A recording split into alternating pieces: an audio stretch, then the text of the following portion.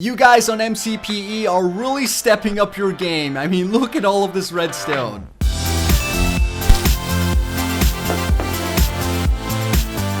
Hey, what's up my fellow Twisters? Welcome back to another MCPE map showcase. Today we are taking a look at a redstone house in Minecraft Pocket Edition. This house has a ton of redstone, as you can see beneath the map, with some really cool new inventions that I have not seen before, and by far one of the best to date that I have seen in MCPE. Now let's go ahead and take a look at the property, and then we can get started with the showcase. So as you guys can see, we have a wall surrounding the entire area with some decorations on the outside of the map, as well as a modern house in the middle. Everything looks really cool, and we also have a gigantic statue of the map creator over there. Now, speaking of the map creator, this was created by a lovely fan. I really appreciate him sending in this map for me to showcase. His name is Derpy Jones. You can go check him out on his Twitter page or on his YouTube channel. I will link those things down below, and you guys should really go support him so he makes more maps for you guys to enjoy, because I know this must have taken a really long time. And also you can comment down below and thank him for yourself. I'm pretty sure he would appreciate that. Anyways guys,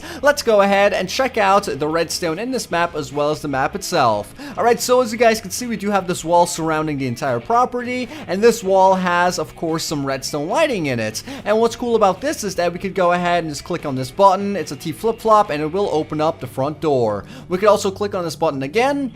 And what's cool about this is, yet again, it's a T flip-flop button, which means it acts as a lever, but you don't have that really bad looking lever, and it's just a win-win situation. So as you can see, the door is now closed, and then we could go across to the other side, and we have another button that basically opens and closes the door. Very cool. Alright, so over here we have a daylight and nighttime sensor. You can basically change the configuration, and that basically controls the lighting in the wall. And what's cool about this is that the lighting, or the redstone for the lighting, is completely hidden under the ground, and it just looks really nice. So if you go ahead and change this to a daylight sensor, it will detect that it's daytime and basically ignite all of the lights. As you guys can see, it'll wrap around the entire property. Of course, this is MCPE, so the redstone is a bit lagged, but as you guys can see, it will go across the entire map and then eventually light up the entire area. Now, one thing I did mention was that this is a daylight sensor, but at the moment it is an inverted nighttime sensor. So I'm just correcting myself, because I know some of you will point that out in the comments. Alright, so on this side we do have two ponds, which looks pretty cool. And on this side we have a small barbecue grill and some seating arrangements. And in the back of our house we have a nether portal. So you simply click on this button over here to ignite our nether portal, and then click on the button to the right to destroy the nether portal, and then you hit the button again for the water to go away. Or actually, the water goes away automatically. I just clicked on it twice, so that was my fault, but as you guys can see, I totally broke the system. Alright, so that's pretty much our automatic nether portal. Don't mind me, it was totally my fault. It works fine when you do it on your own.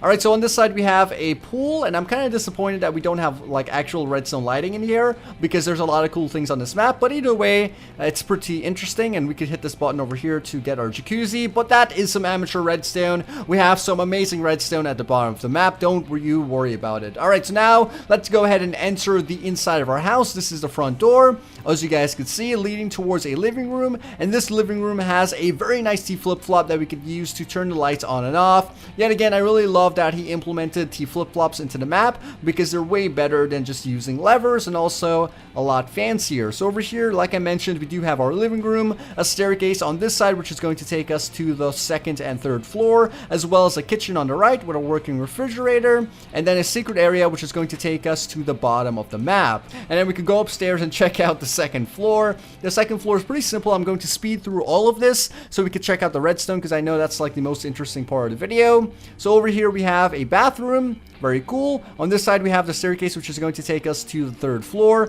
We have some more rooms on this side, a balcony over here, a balcony on this side, as well as a room over here and a room over there. Very simple stuff, guys, with some pretty neat decorations and some windows so we can see the outside. A smaller room on that side, which is basically a guest bedroom. And yeah, that is pretty much the floors for the house. Now, I am speeding through the floors itself because I want to get to the redstone, and there is a lot of redstone below our feet. So let's go back towards our kitchen and enter that secret room. This is going to take us to the bottom section of the map, we would click on this button right over here to turn on the lights on the staircase, and then we have another button at the very bottom which is going to turn on the lights for the entire room. As you guys can see, this is so cool. We have 3 different divisions for our house. We have the armor on the right, we have our farms straight ahead, as well as our brewing stations on the left hand side. So let's go ahead and take a look at our brewing stations first. So here we are inside of our brewing area. To turn on the lights, we have another T flip-flop, which is pretty cool, and check that out. We have 3 different redstone creations which basically automatically brews anything that you want. Now we have the first one over here, which is basically a simple layout for our automatic brewing station. We have a vending machine version on the left hand side, and then we have a fully automatic version on the right hand side, which basically only requires you to choose the type of potion that you want, and it does everything automatically. So let's go ahead and take a look at the easiest one first. This one is quite simple. You have some water bottles in this dropper over here. You simply click on that 3 times to enter your water bottles into our brewing stand. As you guys can see, that's 1, 2, and now we can press it one more time for a third, and boom, we now have our water bottles in there. And to add in our ingredients, we simply click on the button. So say for instance, I want to create the awkward potion, I would click on the button with the nether wart on top. It will then send the nether wart into our brewing stand and create our awkward potions, which we could then transform into any other potion that we like. Now while that's brewing, let's go ahead and take a look at the vending machine. This one's pretty simple, except it uses the vending machine thing, and what we do is basically click on this button 3 more times, like we did with the last, and send our bottle into our brewing stand, just like that. And once we have that, we could basically select our ingredients. What's cool about this, if you guys don't know, is that we just point the arrow towards the item that we want, and it goes into our dropper. How awesome is that, guys? So say for instance, I want to place down a nether wart into our brewing stand. I simply point the arrow towards it, click on that button, and then it goes into our brewing stand in a matter of seconds. Check that out, guys. That is so awesome. But in the meantime, while that's working, let's go ahead and take a look at this one, since this will take the longest. So say for instance, I want to get a potion of harming. I would just simply click on that button and the process will begin. So there's currently a potion of harming already in there, but we could wait for another one to appear. Alright, so let's go back to the first creation. I know this is getting confusing, but just stick with me, guys. The first creation now has our awkward potions in there. And now if I want to create a potion of strength, I simply add in my blaze powder. And yet again, you click on that button, it adds in our blaze powder. And we'll add in 3 bits of blaze powder, or maybe just 1, and create that potion. On the left hand side, if you want to choose another ingredient, we could either choose from the right section of the vending machine or the left section. It really does not matter. But if I want to create a speed potion, I just point the arrow towards the sugar, hit that button, and then it will start adding our sugar into our awkward potions, creating our speed potion. And then you could add in, say, gunpowder to, you know, any one of these, and it will create that as well. So that is our potion of strength, as you guys can see. And if we go back over here, we should have our potion of harming. Or you know what, let's actually try adding in maybe potion of water breathing. I think this actually does it instantly. Oh yeah, it does. Okay, so never mind, we don't have to wait on this one. It just does it instantly, I guess, from an inventory of potions. Alright, so I guess this is some, you know, chest for storage. And then on this side, we could grab ourselves our speed potion. So that's basically how that would work. I also gave a short tutorial on how to create potions, but either way, that was very cool. Now we could go ahead and hit this button, leave this room, and then check out the rest of this underground base. Alright, so the next room we're going to take a look at is our redstone farms room. So we just open up that door, walk on through, and there's a lot of chickens here. Are you escaping from my farm, chickens? Don't lie to me. Alright, so we have a wheat farm over here, as well as a beetroot farm and a carrot farm. How cool is that? We just have them behind glass, and I believe they are automatically planted and harvested. I'm not really sure how you would, you know, plant that. I don't really see a door to go back there. But what's cool about this is that we have our output in these chests that our chickens are standing on top of, as you guys can see. And what we basically do is hit this button over here to say bring out those water, and then the water will push it down into our dispenser or into our hoppers, and then that will be dispensed into our chest. Now these chickens are standing on top of the chest, man. Let's open up. Alright, so let's try this again. In better English, I basically hit this button over here. It activates our water dispensers, destroys our carrots, and then we open up this chest, to get the output for all of those items which are being entered into our hopper. Alright, so hopefully I explained that correctly. It was kind of weird and fumbly, but on this side we also have a chicken farm as well as a pig farm. I'm not really sure how to use this, but what I believe is that they mate at the top, and then they drop down babies which are smaller than a block. That's why there's like half slabs over there. And once they fall down into this area, you could go ahead and just spawn down some lava, cook them, and then once they get cooked, they basically enter the chest at the bottom, as you guys can see. And it's pretty much the same thing with the chicken, except this time you can actually see it. At the top we have the adults. They mate and then fall down to the other part of the map. And once they get big, you can go ahead and hit the button. They will burn alive and all the items will drop down into our chest. And wow, there's a lot of eggs in here. Alright, so yeah, that's pretty much the farms, and there's some storage on this side as well. And now we could go ahead and take a look at the final room. Finally, we are going to take a look at the armor equipment room, which is pretty interesting. So this is pretty similar to our brewing station room. We click on this button to activate our T-flip-flop lighting system.